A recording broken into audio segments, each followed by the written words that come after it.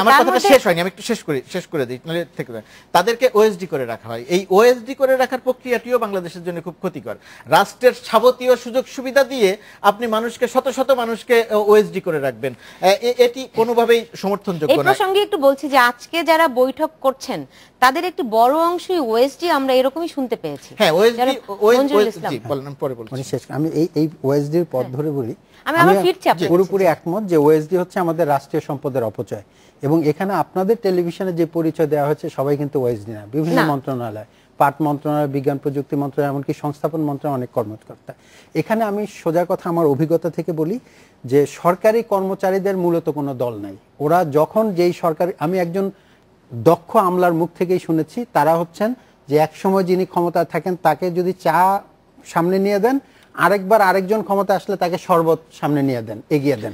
অর্থাৎ এই যে দলীয় লেজুর ভিত্তিটা তারা তাদের সুবিধার জন্য করেন। ফলে ওই যেটা মুর্তজা ভাই বলছিলেন বিষয়টা একমত, যে যারা একসময় বিভিন্ন বিএনপির সময় মন্ত্রী পিএস এপিএস ছিলেন, ঘনিষ্ঠ মানুষ, তারা তো একটু পেছনে যাবেনি, কারণ একই লোক তো দুইজনের বিশ্বস্ত লোক হতে পারে না। ফলে তারা মন্ত্রণালয়ে আছে, কিন্তু তারা আবার হয়তো চাচ্ছেন আবার আওয়ামী লীগ সরকারের মন্ত্রী পিএস হতে, সেটা না পেরে তারা আবার ফায়দার সুবিধার সুযোগ খুঁজছেন যে কখন আবার বিএনপিকে একটু আগে থেকে ইট বিছিয়ে রেখে বিএনপি ক্ষমতায় গেলে যদি সুবিধা পাওয়া যায়। আমি খালি দুটি বিষয় বলতে চাই, যে জনতার মঞ্চ আমি মোটেই সমর্থন করি না, যদি কেউ করে আমি মনে করি প্রজাতন্ত্র কর্মচারী হিসেবে সেটাও করা ঠিক না, কিন্তু সেই বিষয়টা একটা প্রকাশ্য বিষয় ছিল।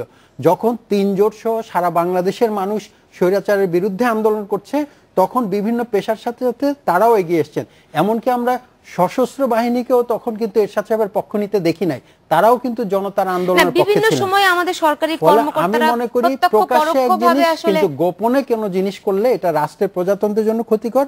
আরেকটা হচ্ছে আমার প্রেক্ষিতটা মনে হয় এই কারণে, ওই যে বললাম অতীত ইতিহাসটা যেটা বললেন যে মাহমুদুর রহমানের সেই সময় উত্তরা ষড়যন্ত্র, এইচটি ইমাম একটি বক্তব্য দিয়েছেন, এটাকে বিএনপির লোকেরা সমালোচনা করছিলেন, মির্জা ফখরুল ইসলাম আলমগীর সহ সকলে, যে সরকারি কর্মচারীদের ব্যবহার করা হয়। এখন সেই সমালোচনা করে আবার সেই পথে তারা সরকারি কর্মচারীদের কিভাবে ব্যবহার করে সরকারকে পাল্টে দেওয়া যায় সেই ষড়যন্ত্র করছেন কিনা এগুলা সময় বলে দেবে।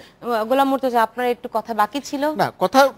কথার ওই জায়গাটিতে এটি শেষ করা, যে এই যে আমি যেটা বলছিলাম যে রাষ্ট্রের কাঠামোগত কিছু সমস্যা তৈরি হয়ে গেছে, সেই সমস্যাটা আমাদের যখন যারা সরকার পরিচালনায় আসছেন বা ক্ষমতায় আসছেন তাদের কাছে আমাদের প্রত্যাশা থাকতো, বা তারা এই প্রত্যাশা জাগিয়ে আসেন যে তারা এসে এই অন্যায় বিচ্যুতিগুলো দূর করবেন। কিন্তু বাস্তবতা হচ্ছে যখন যারা ক্ষমতায় আসছেন তারা কেউ এসে সেই অন্যায় বা সেই বিচ্যুতিগুলো দূর করছেন না। ক্ষমতায় যারা থাকছেন তারা দূর করছেন না, আবার যারা ক্ষমতায় থাকছেন না, বিরোধী দলে থাকছেন, তারা ক্ষমতায় থাকা অবস্থাতে যে ভুলগুলো করেছিলেন আমরা দেখছি যে সেই একই ভুল তারা ক্ষমতার বাইরে থেকেও করছেন। ক্ষমতায় থাকা অবস্থাতে উত্তরায় আপনারা একবার সবাইকে নিয়ে বসতে গিয়ে আপনারা তো আসলে বিব্রত হলেন, আপনাদের তো এখান থেকে কিছু অর্জন হয় না। বিএনপির সঙ্গে বৈঠক করে আসলে তারা কি লাভবান হতে চাচ্ছে এই প্রশ্নের জবাব নিয়ে ফিরবো, তার আগে নিচ্ছে একটা ছোট্ট বিরতি, আমাদের সঙ্গেই থাকুন।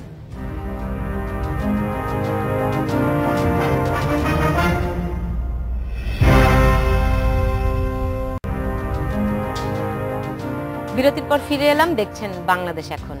জনাব গোলাম মুর্তজা, আমরা ছিলাম খালেদা জিয়ার গুলশানের কার্যালয়ে বৈঠক নিয়ে, সরকারি বর্তমান এবং সাবেক কর্মকর্তাদের বৈঠক।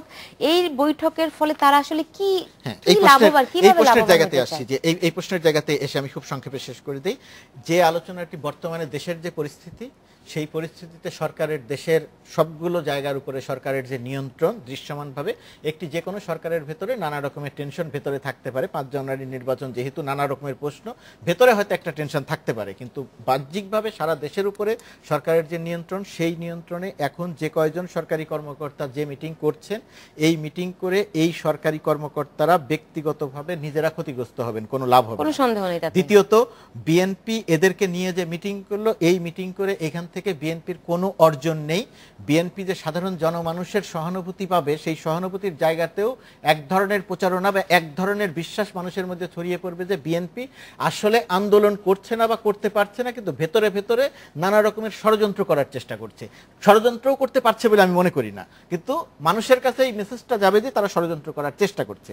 আরেকটি কথা বলে আমি শেষ করি মঞ্জু ভাই, যেটা জনতার মঞ্চের কথা উঠেছিল, মঞ্জু ভাই যে কথা বলেছে আমি সম্পূর্ণ একমত যে জনতার মঞ্চের ওই যে যারা এসেছিলেন সেটা ঠিক করেনি। জনতার মঞ্চটা এসেছিল সেটা প্রকাশ্যে সারা দেশে আন্দোলন করেছিল তত্ত্বাবধায়ক সরকারের দাবিতে, তার প্রেক্ষিতে প্রকাশ্যে যে মঞ্চ হয়েছিল সেটা কিন্তু এরশাদ বিরোধী আন্দোলন নয় মঞ্জু ভাই, ওটা কিন্তু বিএনপি সরকার বিরোধী আন্দোলন বা সরকারের কাছে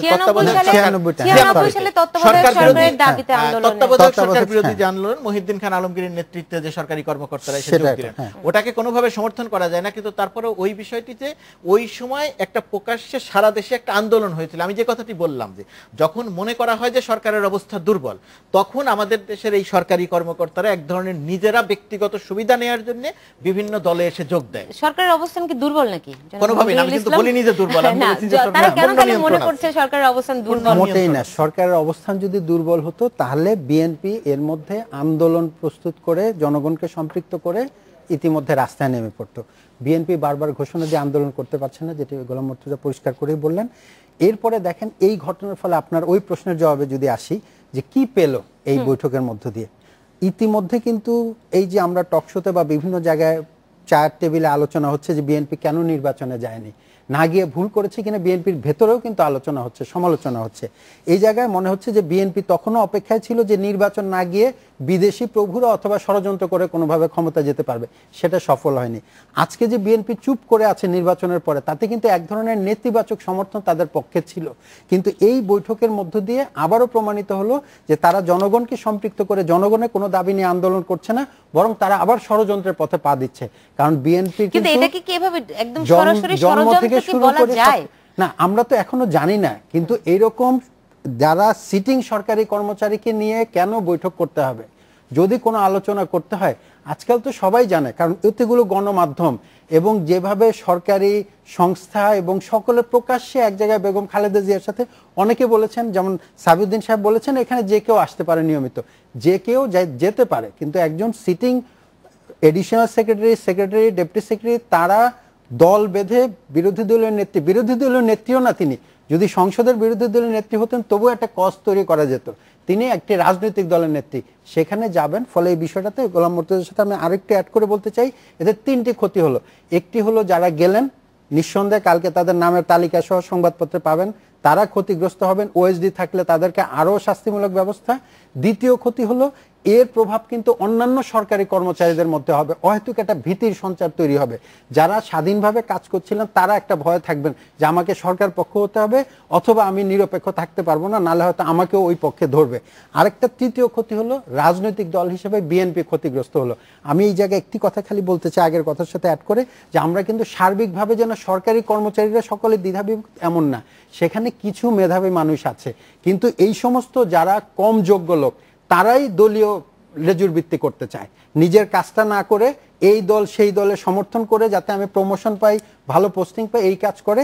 এই জায়গা সকল দলকে নিরুৎসাহিত করা উচিত। গোলাম মুর্তজা, এদের বিরুদ্ধে আসলে কি মানে চাকরির কোড অফ কন্ডাক্ট অনুযায়ী আসলে কি ধরনের ব্যবস্থা সরকার নিতে পারে, মানে ধারণাটা যদি একটু দিতেন। না, সরকার ব্যবস্থা আমরা তো বারবার বলছি যে তারা ক্ষতিগ্রস্ত হবে, ক্ষতিগ্রস্ত হওয়া বলতে এখানে সরকার দেখবে, দেখে দু একজনের বিরুদ্ধে যাদেরকে মনে করবে যে অনেক বেশি বিএনপি এরা ষড়যন্ত্রের নেতৃত্ব দিতে পারে, এরকম যদি দু একজন থেকে থাকে তাহলে তাদের বাধ্যতামূলক অবসর থেকে শুরু করে নানা কিছুই করতে পারে।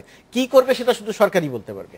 এখানে আমি একটি কথা বলতে চাই, বিধিতে যেটা বলেন যে নানা রকমের প্রশাসনিক ব্যবস্থা নেওয়ার সুযোগ আছে, সেটা নানা রকমের, কিন্তু বাংলাদেশের বাস্তবতা যেটা আমি যে জায়গাটিতে কথা বলতে চাই, কি নিবে সেটা তো সরকার। কথা বলতে চাই যে বাংলাদেশের বয়স 43 বছর, এইখানে বাংলাদেশটা আমাদের সবার। সরকারি যে সমস্ত কর্মকর্তা কর্মচারীরা বিএনপি সরকারের সময় দায়িত্ব পালন করেছে, এখন আওয়ামী লীগ সরকারের সময় দায়িত্ব পালন করছে, এদের মধ্যে আমরা এই রাজনীতিবিদরাই এদেরকে নানাভাবে ব্যবহার করে এরা নিজেরা কিছু সুযোগ সুবিধার জন্য এদের অনেকের একটা রাজনৈতিক পরিচয় তৈরি করে দেওয়া হচ্ছে। এর জন্য কিন্তু আমাদের রাজনীতিবিদরা দায়ী, রাজনৈতিক দলগুলো দায়ী, বড় রাজনৈতিক দলগুলো বিশেষ করে।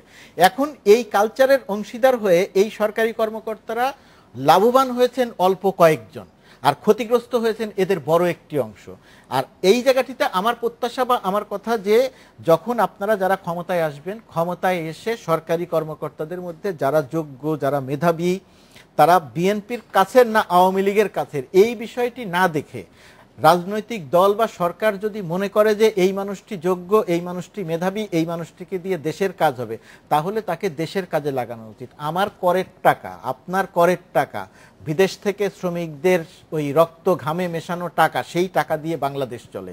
সেই বাংলাদেশের একজন সচিব যত রকমের রাষ্ট্রীয় সুযোগ সুবিধা পান, তাকে ওএসডি করে এই যে সুযোগ সুবিধা দেয়া, এটা কোনোভাবেই একটা স্বাধীন দেশের, একটা সভ্য দেশের চিত্র হতে পারে না। আওয়ামী লীগ বা বিএনপির কাছে আমাদের প্রত্যাশা থাকবে যে আপনারা এদেরকে কাজে লাগান। যে সমস্ত মানুষ যদি সত্যি সত্যি একটা তদন্ত করে, যদি সত্যি সত্যি এই সমস্ত কর্মকর্তা কর্মচারীদের কেউ দেশ বিরোধী কাজের অংশীদার হয়ে থাকেন, দেশ বিরোধী তৎপরতার অংশীদার হয়ে থাকেন, ষড়যন্ত্রের অংশীদার হয়ে থাকেন, তার বিরুদ্ধে আরো কঠোর ব্যবস্থা নেন দৃশ্যমানভাবে, আইনগতভাবে। কিন্তু এই ওএসডি করার কালচার থেকে বের হয়ে আসেন। আসলে এই ঘটনাটি এখনো ডেভেলপিং স্টোরি, শুধু এইটা হয়তো আর একটু ম্যাচিউর হলে বোঝা যাবে যে সামগ্রিকভাবে সবকটি ঘটনার, কোন ঘটনার তো আমরা তদন্ত করি না, কোন ঘটনার তো আমরা বিচার করি না, আমরা তো শুধু ধামাচাপা দিয়ে রাখি। এই বিষয়টি আরো ম্যাচিউর হলে হয়তো আমরা আরো বিস্তারিত জানতে পারবো, এর আদ্যপান্ত অনেক কিছু।